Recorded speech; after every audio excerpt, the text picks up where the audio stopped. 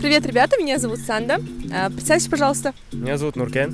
Меня зовут Игирим. Меня Мирас. Вы были в прошлом году волонтерами. Так, откуда вы узнали об этом проекте? Инстаграм. Я состояла в организации Лига волонтеров. Нам сказали, что есть такой проект, и я повелась. Спасибо. Я тоже стою в Лиге волонтеров, и там вместе с друзьями пошел на этот проект. Что вы ожидали от этого проекта? Я ожидал много от этого проекта, допустим, новые эмоции, ощущения, опыт, общение с людьми, знакомство. Также то, что смогу ли я обучать людей. Спасибо. Прежде всего, для меня это был бы опыт большой, потому что я бы хотела попробовать себя в разных сферах, и преподавание тоже в том числе. Вот. Я хотела ради опыта. А вы? Я ожидал увидеть активных и заинтересованных детей и проверить, насколько я хорош в английском, насколько я могу обучать людей и получать с этого опыт. Спасибо.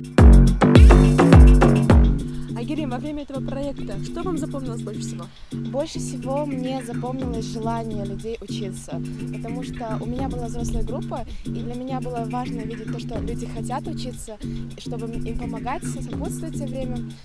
И вот. А какие-либо трудности у вас были?